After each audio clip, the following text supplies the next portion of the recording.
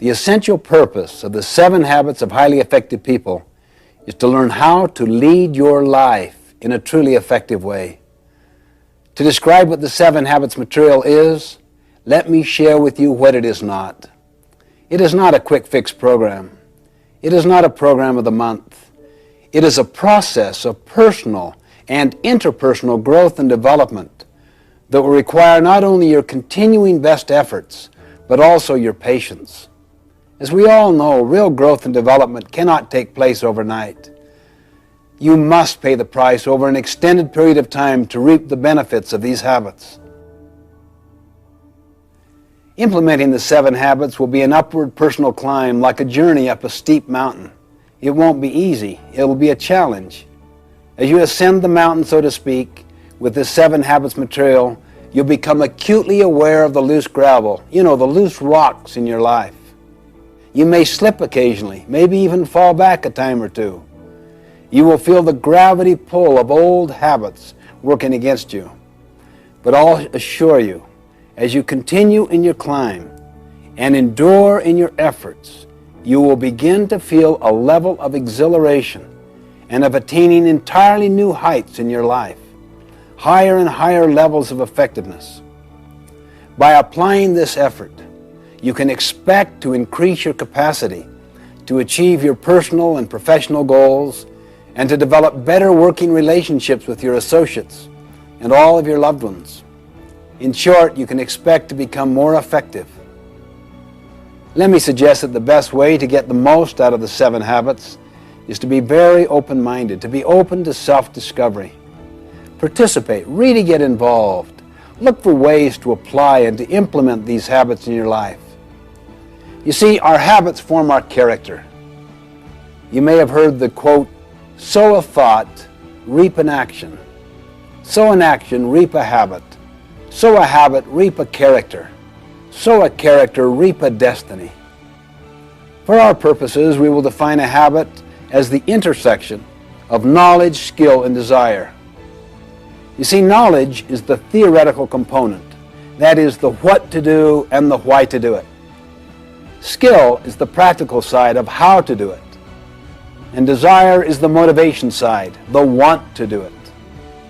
In order to make something a habit in our lives, we literally must have all 3 components. Habits are powerful factors in our lives. They constantly express our character. They determine the level of our effectiveness or our ineffectiveness. In the words of an English poet, we first make our habits, then our habits make us. The 7 habits are simply common sense organized. But remember, what is common sense is not always common practice. So I encourage you to make the investment, put forth the time and effort. Focus on the kinds of changes you can make consistently and over time to develop these habits.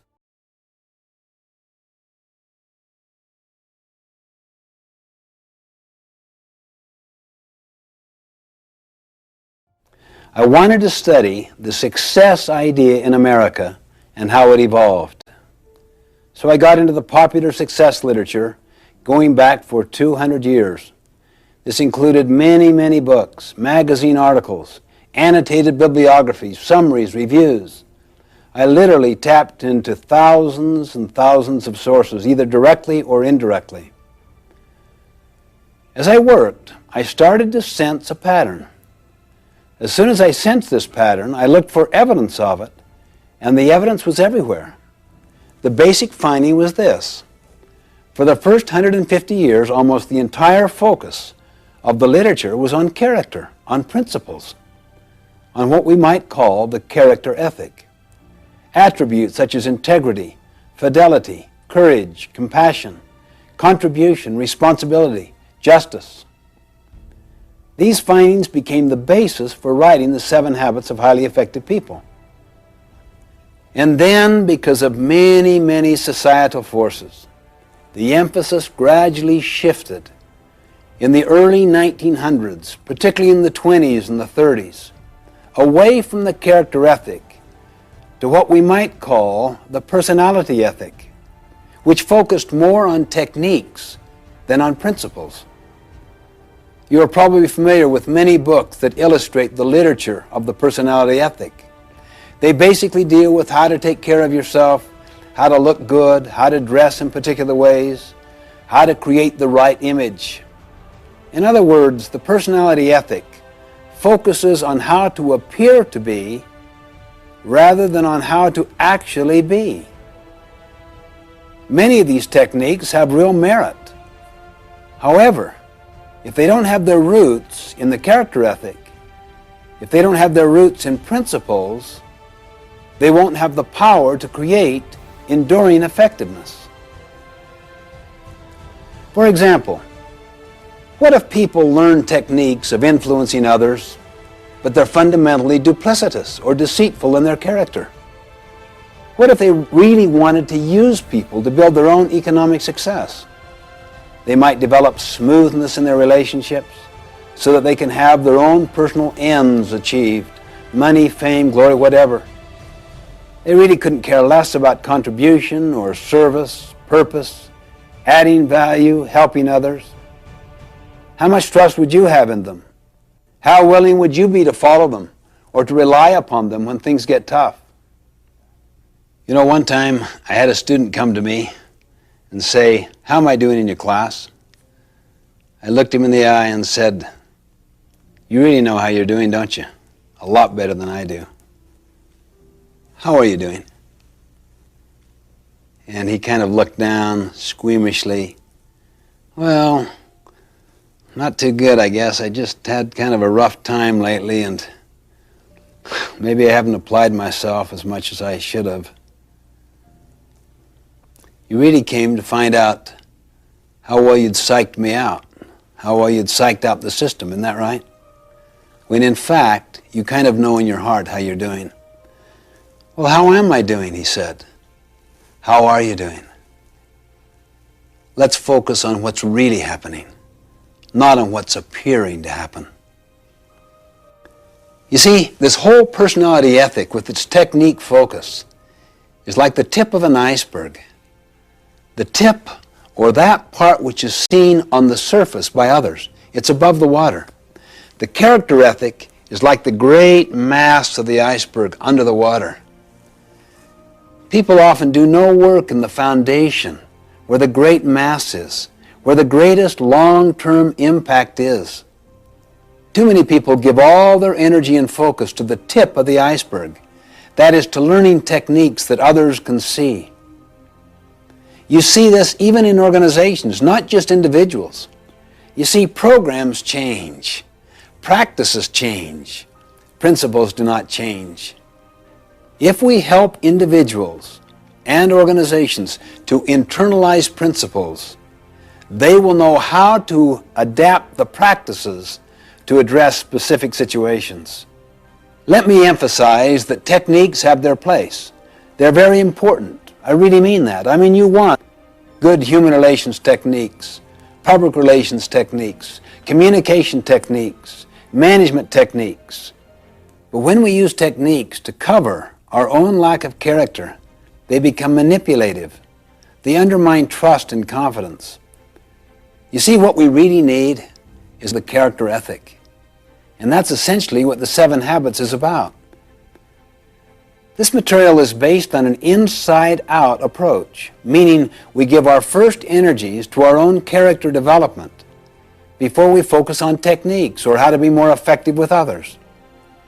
Gandhi beautifully demonstrated this principle once. A mother came to him and said, "Would you help my child reduce the amount of sugar he is eating?" Gandhi paused, thought, and answered, "Well, talk to me in a week." A week later, the mother asked him again, and he talked to the boy, and the boy agreed. And the mother said, "Why didn't you talk with him last week?" Gandhi smiled and said, "You don't understand. Last week, I too was eating sugar." Unless we work on our character, we will not develop trustworthiness. And trustworthiness is built by the combination of both character and competency. We could have all of the ability in the world, But if we don't have the basic character to be reliable, to take responsibility, others will soon learn to distrust us. They're fearing that we are just trying to meet our own ends, perhaps at their expense. In my opinion, unless we return to the character ethic, we won't have the basic foundation of trustworthiness. That's what leads to trust, which is needed to build effective interpersonal relationships. In the final analysis, what we are communicates far more eloquently than anything we say or do. I love the quote of Henry David Thoreau: "For every 1,000 hacking at the leaves of evil, there is one striking at the root." In other words, let's work primarily on the roots to begin with and build a foundation of trustworthiness. This is one of the key areas of focus in the 7 habits, to build character and competence, and to restore trustworthiness and trust in our lives, in the lives of our families, our organizations. Trust and trustworthiness really are the basis of personal and interpersonal leadership. It's the foundation of all true effectiveness.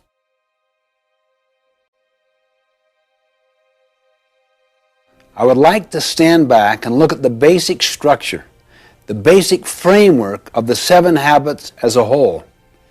You see, they're organized in a particular way for a reason. They're all interrelated. In fact, the relationships and the sequence among the habits are the key to their overall power. To help us visualize the sequential and progressive nature of the 7 habits, I'd like to use a simple diagram I call the maturity continuum. Maturity refers to a process leading to growth and development, and continuum refers to the continuous, incremental nature of growth and progression.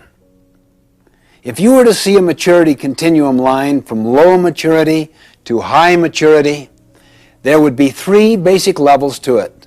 The first level is dependence. The second level is independence. And the third and the highest level is interdependence. Let me define these 3 terms very briefly. Dependence basically means you need others to get what you want. You see, all of us began life as an infant, dependent on others for nurturing and sustenance. I may be intellectually dependent on other people's thinking. I may be emotionally dependent on other people's affirmation and validation of me. Dependence is the attitude of you. You take care of me. You come through for me. Or you don't come through. I blame you for the results. Independence basically means you are pretty much free from the external influence, the control, and the support of others. You think, you act for yourself. You're validated from within. You're inner-directed. You're self-reliant. You get what you want through your own effort. Like dependence, it is possible to be independent in various areas, physically, financially, intellectually, emotionally, while not being independent in other areas. Independence is the attitude of I. I can do it. I am responsible. I am self-reliant. I can choose. True independence of character empowers us to act rather than to be acted upon. It frees us from our dependence on circumstances and other people. It is the avowed goal of many individuals and also many social movements to enthrone independence as the highest level of achievement. But it is not the ultimate goal in effective living. There is a far more mature, more advanced level. The third and highest level in the maturity continuum is interdependence. If people were interdependent, what would they be? They would be very much like a marriage, a family, an executive team where they need to cooperate together in order to accomplish what I want, what you want, what we want together. In fact, we live in an interdependent reality. Interdependence is essential for good leaders, good team players, for success in marriage, for family life, and organizations. Interdependence is the attitude of we. We can cooperate. We can be a team.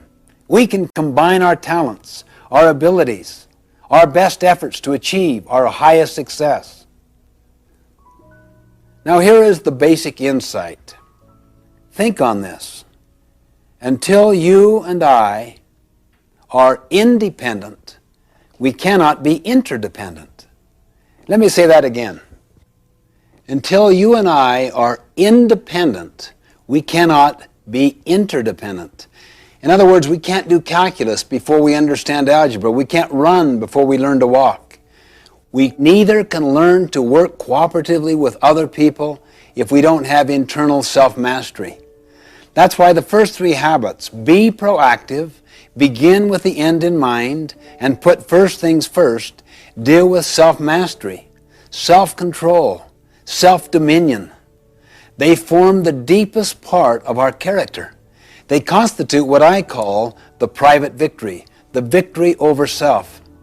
You see, private victories must precede public victories. To lead others effectively, we first must be able to lead ourselves effectively. For example, when I make a commitment to get up early and exercise, and I literally carry it out, I feel better. I feel better about myself. I have greater emotional strength. I have better physical energy. You see what that means? A private victory. As a result, I do better in all my relationships with others. That's the public victory. However, have you ever noticed the tendency to be irritable with others after failing to keep a commitment to yourself? I know, speaking for myself, I can usually trace my weaknesses, my failures in dealing with others to some flaw, some failure to win my own private victory. These first three habits lead us from dependence to independence. Then once people have control over themselves and have a measure of independence, they're ready to deal with the next three habits. Think win-win. Seek first to understand, then to be understood, and synergize, all of which helps us in our relationships with others, enabling us to be successful with people. Habits 4, 5, and 6 develop what I call the public victory, effectiveness with others. It's based on teamwork, on cooperation, and communication. Habits 4, 5, and 6 utilize our personality. They're more skill-based, and they lead us from independence to interdependence. That is the attitude of we, where we cooperate to accomplish desired results. Then habit 7, sharpen the saw, is the habit of renewal, of regular, balanced renewal in all of the dimensions of our life. It surrounds and encompasses all of the other habits. It is the habit of continuous improvement that creates an upward spiral of growth and development. Now, interdependence is a choice that only independent people can make. For instance, let's say you're my supervisor and I'm very dependent upon your opinion of me. I'm also dependent financially and intellectually upon you. But let's say you have some blind spots in your performance and you really need feedback. I'm aware of your blind spots. I also have enough skill to give you feedback. But would I do it? I wouldn't. I'm too dependent upon you. I'm too angry at you. I'm mad because those blind spots hurt me. I have what's often called a love-hate relationship. You see, the person you're dependent upon also controls you. If you don't get what you want, it makes you mad. So I wouldn't possibly give you honest feedback. I don't want to rupture my relationship with you. So what do? I talk to others, and then they share their experiences, and they validate me, and we badmouth you. We're simply not interdependent. If I were truly interdependent, that means if I'm first of all independent, I could go to you and I could say, could we have a visit? I would like to share some of my concerns. But if you were dependent yourself and used to borrowing strength from your position power, you might try to intimidate me. You might say, well, what is it, Stephen? Let's get to it right now. What are your concerns? On the other hand, if I'm emotionally and intellectually independent from you, I could be courageous and kind at the same time. I'm patient.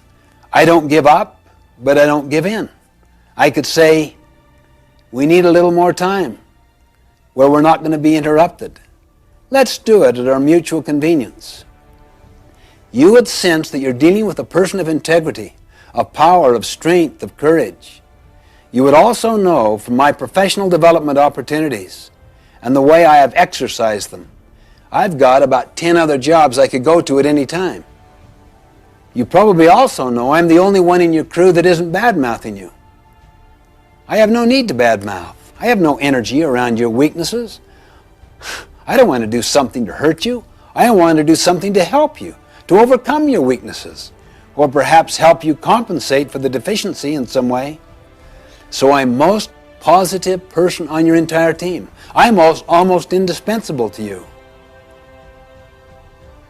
Now the first 3 habits develop that kind of strength, courage, and capacity.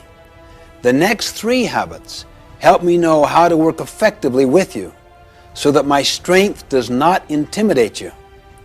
I can empathize with you. I can read the needs of the situation and figure out the best way to make the presentation so that the 2 of us can cooperate together and solve the problem. You would see me as the best source of problem solving on your entire team. Interdependence is where real freedom is. That's where excitement is. That's where adventure is. Their very best comes to the fore. That's the maturity continuum, the adventure of building powerful, interdependent relationships, interdependent teams.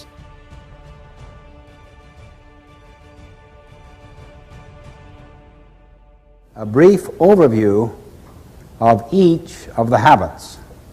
It's like getting a kind of airplane view of the whole mountain range before we go down to explore the detail. Habit 1, be proactive, basically means that your life is a product of your values, not your feelings. That your life or the organization's life is a product of your decisions, not your conditions. The opposite of being proactive is to be reactive, which basically means that your life is a function of your feelings, your moods, your impulses, other people's treatment. The underlying principle of habit 1, be proactive, is to take responsibility.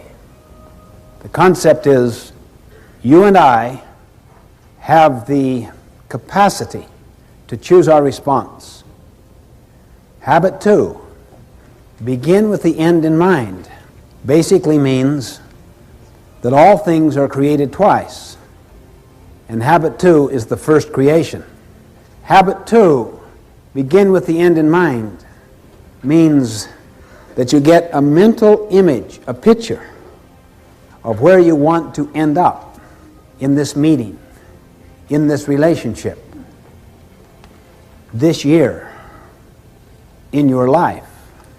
To a company, it is the vision it has of its future. It is the creation of that vision. Habit 2 is based on the principle of vision, of purpose, of meaning, of mission. Habit 3, to put first things first, is the second creation. To put first things first means you decided what the first things were in habit 2. Now you have the discipline and the commitment to keep them first. The opposite of putting first things first is to put second or third or fourth things first. That's why many people really deeply value their family relationships, their health, their personal integrity. But they get caught up in the powerful social value systems, timetables, and agendas of their culture. Never question it. so that the first creation has already been done for them, done to them in the form of programs, scripts that they never question. Then they get on this ladder of success and they arrive at the top rung, only then to realize the ladder is leaning against the wrong wall. They come to realize that no one on their deathbed ever wished they'd spent more time at the office. As Goethe put it, things which matter most must never be at the mercy of things which matter least. Habit 4, think win-win, is the habit of mutual benefit.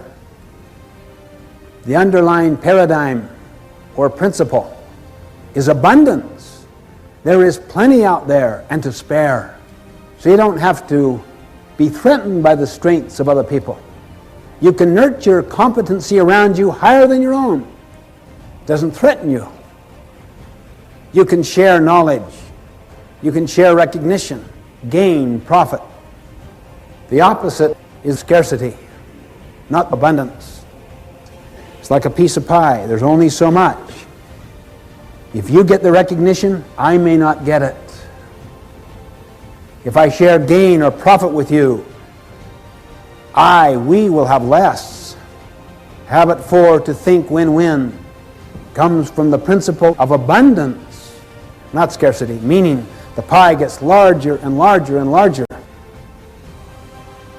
Habit 5, seek first to understand, then to be understood, is the habit of empathic communication, meaning you always seek to understand first. The teacher diagnoses, pre-assesses before teaching. The doctor diagnoses before prescribing. The attorney does discovery before developing his or her own case or brief. Understand first before you seek to be understood, before you seek to contribute, before you take action, before you have the basis for judgment. Habit 6, synergize, is the habit of creative cooperation, seeking to understand. We create something that was not there before. That takes high levels of cooperation. The principle behind habit 6 is the principle that 1 plus 1 can equal 3, 4, 10, 20, 1,000. It's the principle of putting two boards together that are stronger in total than adding the sum of the boards separate. It's the principle of valuing differences, not tolerating differences, not accepting differences, celebrating differences. Habit 7 is called sharpen the saw. It is the principle of renewal, the principle of continuous learning, continuous improvement, getting better constantly. It's based on the principle that we have the capability of charging our own battery. The opposite of habit 7, sharpen the saw, is to just let the blade get dull, to let the mind atrophy, to let the body lose its tone and its vitality through junk food and no exercise and trying to live a life of hedonism, pleasure-seeking, rather than one of contribution and service. It renews each of the other 6 habits.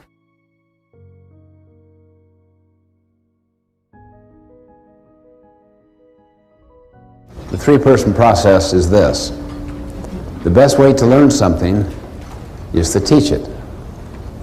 How many have learned that? How many have learned that when you really teach is when you really learn? In 5 minutes, you will be teaching what I'm teaching you in the next 5 minutes. See yourself now as a teacher. I'm going to briefly describe the 3-person process and the 4 benefits that come from the 3-person process. Now, notice your behavior right now.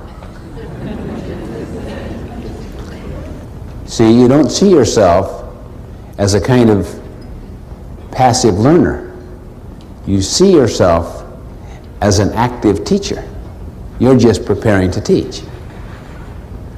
And that significantly increases your learning. That is the first benefit. The first person teaches. The second person first captures, understands, then evaluates to see if it makes sense, thinks about application, and then teaches the third person. Then that person teaches another person. This way you can take material and cascade it through an entire organization. Second benefit. When you teach, you significantly increase the likelihood of application. For instance, if you're teaching people to be better listeners, isn't it probable that you'll try to be a better listener yourself? See, the real most foundational learning comes from doing. Teaching may give you more intellectual understanding, but the internalization of the ideas comes in the application of those ideas. That's even a higher level of learning. Third benefit. When you teach, you significantly improve communication. Notice the three-person process there. Why do you think communication would be significantly improved? Notice the first person teaches, and what does the second person do? First captures or understands before evaluating. What is the number one obstacle in the field of communication? People do not listen. They do not capture accurately. They evaluate while they're listening. But if people are trained to capture accurately, completely, before they judge, you can listen for purpose, main points, how each point is proven or validated, how each point is illustrated or applied, and value. The fourth benefit. When these things happen I'm talking about, it is very bonding to the relationship. The relationship gets steeper and stronger. Why? There's so much authenticity. There's so much sincerity. There is so much empathy and creativity being manifested in the communication processes. When you do this with your children, you will learn better. The next time you send somebody to a convention, to some training activity, to some association meeting, before they go, what do you say to them? When you return, you will have the privilege of distilling the essence of what you learned to the assembled staff for half an hour. You'll find they'll attend the meeting sober. They'll take notes. From the moment you give that assignment, they will be in Sweat City. Seriously, they'll go to work. All 8 cylinders will go to work. It's the single most powerful thing I have ever learned in the field of education. Use the three-person process and you will double, quadruple the impact. And you will see those 4 benefits happen. It's the essence of the process that we use, the three-person process.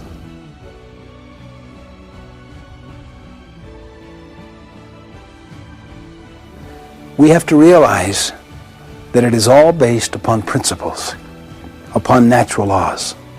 That is why we are presenting this foundational material first. We need to understand the concept of a principle and the concept of a paradigm, and also how to define effectiveness. Then we'll look at the 7 habits. I suggest that principles are not only natural laws, objective, factual, external to ourself. I suggest they are also self-evident. How would we know that? We have found that if you can get enough people interacting freely and synergistically who are informed, all the value systems are the same. We find that regardless of one's background, religion, culture, nationality, race, gender, regardless of the level in the organization, regardless of the industry or the profession, the same underlying values are universal. They represent what we could call principles.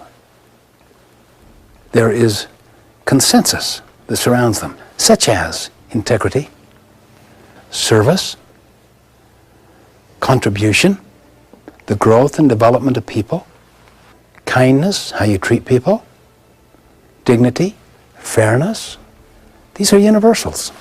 Every one of the habits represents a principle, a fundamental natural law that is self-evident. Now, let me just give an illustration of the difference between a social value and principles. It was a dark and stormy night. Captain, Captain, Captain, wake up. What is it? Sorry to awaken you, sir, but we have a serious problem. And we've tried to solve it and can't. What's the problem? There's a ship in our sea lane about 20 miles away that refuses to move. Well, what do you mean they refuse? Just tell them to move. We have, sir. That's the problem. They won't respond. I'll tell them. The signal goes out. Move starboard 20 degrees. The signal comes back. Move starboard 20 degrees yourself. What arrogance. Who is this guy? He doesn't know who I am. Let him know a captain is giving the command. The signal goes out. This is Captain Horatio Hornblower, the 16th. Move starboard 20 degrees at once. The signal comes back. This is Seaman Carl Jones, the 3rd. Move starboard 20 degrees at once yourself. This is a command. A seaman commanding me, a captain. I can't believe this. What is going on? Let them know who I am. We're a battleship. We could just blow them out. The signal goes out. This is the mighty Missouri, flagship of the 7th Fleet. Signal returns. This is the lighthouse. You see, lighthouses are like principles. We don't break them. We break ourselves against them. This is why humility is the mother of all other virtues. Openness, teachability, humility, awareness of external realities.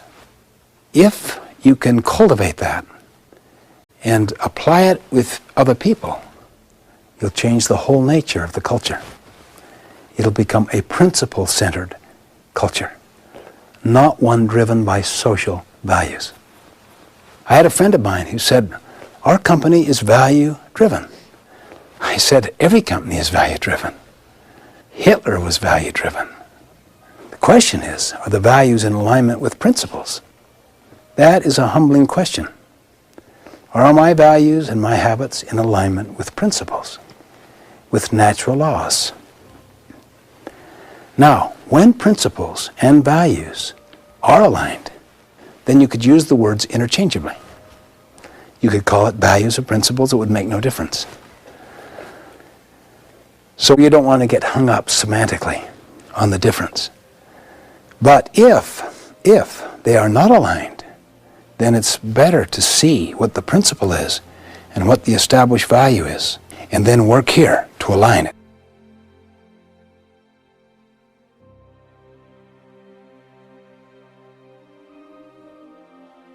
The law of gravity.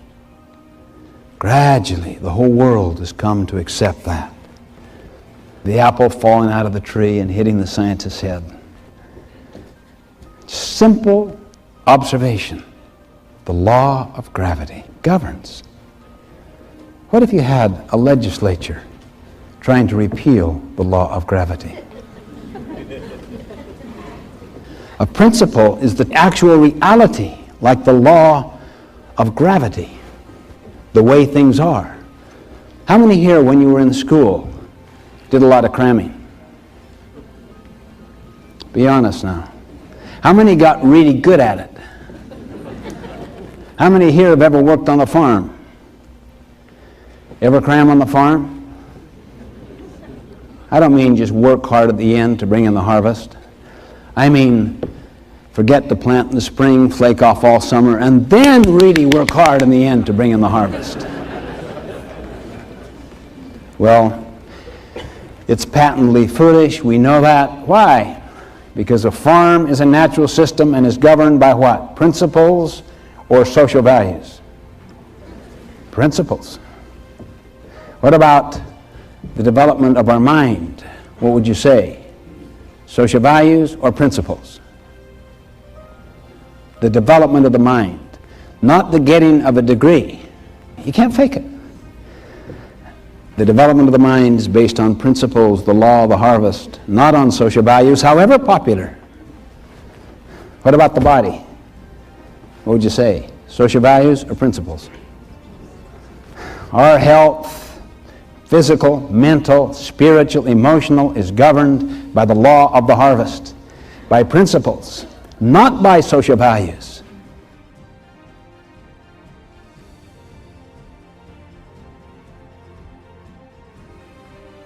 Everything that I've been talking about is not easily achievable. It takes continuous effort. You can't fake, for instance, the ability to do 20 push-ups. You can't fake it. You have to pay the price. Next time I come back, he literally, I'm convinced, could do 25, even 50. But he'd have to pay a price to do it.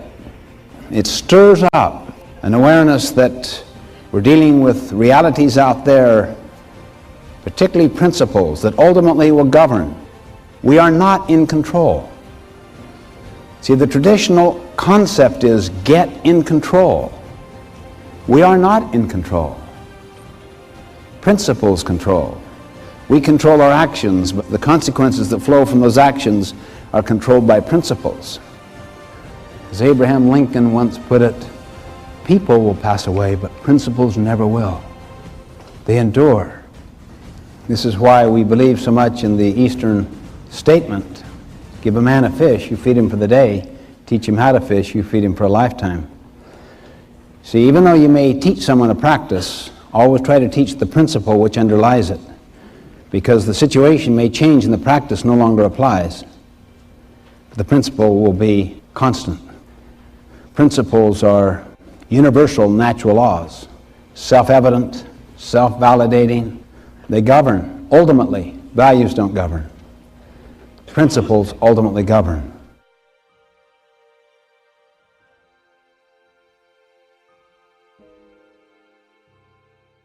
The Greek root paradigma. It basically means a pattern, a model, a representation, something that stands for something else. It comes from the mental image you have in your mind of the way things are out there. And the images we carry in our heads of the way things are, of reality, come basically from our own backgrounds, our own experiences. All of us think we see the world as it is. In fact, we see the world as we are. We project onto the outside world our environment, the people we associate with, including how we see ourselves. We project out of our own conditioning experiences, our background, a certain representation, a certain model, a certain set of expectations, a certain assumption on that reality out there. And we think that's the way it is. I might describe myself or you or a situation as if I am describing it as it is. In fact, I am describing myself, that is, my perceptions, my frame of reference, my worldview, my value system, my autobiography. And I'm projecting it upon the outside. You see, a paradigm is the map you have in your mind. Once you have an accurate map, then your behavior and your attitude matter. See, what we call maps are usually assumptions of the way things are. Assumptions of the way things are represent just, that's what reality is. You don't question that. I remember I was giving a speech a little while back, and there was someone on the front row just constantly talking to another person. And my mother was 2 rows behind, and she was so upset that here her precious son was being so ignored, so blatantly, so openly, constantly, and would not end. From the very moment I began to the end of my speech, just constant talking. And it just totally discombobulated her own listening, and she felt like taking her purse and reaching 2 rows ahead. Anyway, she went up afterwards to the person that was running the conference, and, "Did you see that? Did you see what was happening? Can you believe that right there on the front row that..." "Yeah, I know. She's Korean. That's her translator."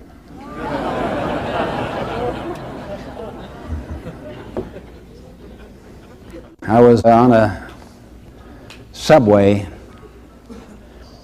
very, very large metropolitan city. Sunday morning, it's quiet, sedate.